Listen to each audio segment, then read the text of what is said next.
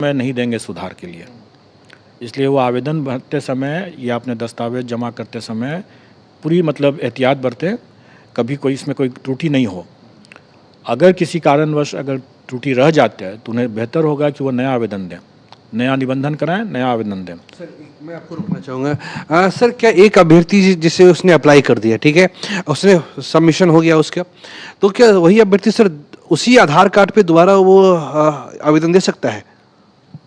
बिल्कुल दे सकता है। ये चीज़ हम लोगों ने व्यवस्था कर दिया है और हम लोगों का कहना यही है कि भाई आप जब निबंधन करा रहे हैं, अगर निबंधन में एक बार जमा कर दिए, उसके बाद आप सुधार नहीं कर सकते हैं। अगर सुधार करने की आवश्यकता है तो आप दोबारा निबंधन कराएँ। क्योंकि एक बार त्रुटि हो गई तो उसको बाद जमा कर दिया, उसके बाद हम सुधार करने का मौका नहीं देंगे। उसी तरीके से आवेदन में भी है। आवेदन जमा करने के लिए कि पहले अपनी भरकर वो अपना देख लें कि भाई सब तरह से वो ठीक है कि नहीं है। इसका कारण है, पिछले बार हम लोगों ने अनुभव किया, अभ्यर्थियों ने भी बहुत बार इसमें अनुरोध किया, गलतियाँ की। इसके कारण से हम लोगों ने देखा कि कई कठिनाइयाँ हुई। डीवी के चरण में भी हम लोगों को कई कठिनाई हुई। इसलिए हम लोग इस बार बहुत सतर्क हैं और इस बार हम चाहते हैं, अभ्यर्थी भी अनुभवी हैं, तो हम अपेक्षा भी करते हैं कि वो भी ज़्यादा सतर्क रहेंगे।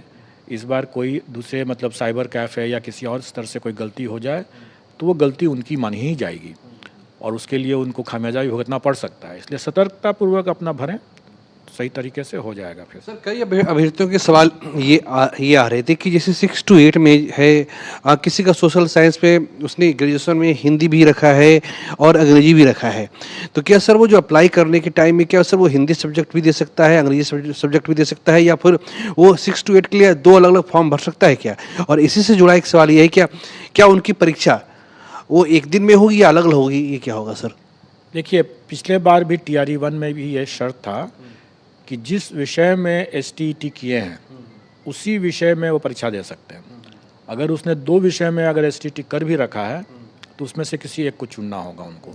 वही शर्त इस बार भी है। लेकिन अंग्रेजी में भाषा में से एक को ही देना पड़ेगा। हाँ, अगर उसने दोनों में कर रखा है, जैसे अमूमन ऐसा नहीं हुआ होगा, लेकिन मान लीजिए अगर ऐसा कोई कर लिया होगा, तो उसको एक ही में चुनना होगा उसे। तो गाइस आप लोगों ने देखिए सुन ही लिया होगा कि अतुल प्रसाद जी ने क्लियर कहा है कि अगर आप आवेदन के समय कोई भी गलती करते हो तो उसकी जिम्मेदार वो क्या कहते हैं बिहार सरकार या शिक्षा विभाग नहीं होगा और आपको दोबारा कोई मौका नहीं दिया जाएगा। इसलिए जब भी आप अपना आवेदन करते हैं तो बहुत सोच समझ के और प्रत्येक डॉक्यूमेंट्स को चेक करके ही आवेदन करें। अगर आपका किसी भी कारणवश अगर आपका आवेदन गलत हो जाता है तो आप उस आवेदन से आपका पेपर नहीं आपका जो आंसर शीट है और पेपर है और आप उसमें जो आपकी एग्ज़ाम हॉल टिकट होती है वो आपको नहीं मिलेगी, यानी कि जो भी आपका प्रवेश पत्र होता है वो आपको नहीं मिलेगा।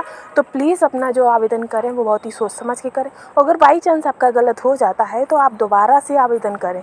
उसी आवेदन को आप करेक्शन नहीं कर सकते, आपको दोबारा से आवेदन करना पड़ेगा। पूरी प्रोसेस आपको दोबारा करनी पड़ेगी और आपका चार्ज भी डबल लग जाएगा। तो इससे अच्छा होगा कि आप जब भी आवेदन करें तो बहुत सोच समझ के और प्रत्येक डॉक्यूमेंट को चेक कर करके ही अपना आवेदन करें। ठीक है गाइस, और ऐसी ही लेटेस्ट अपडेट के लिए हमारे चैनल के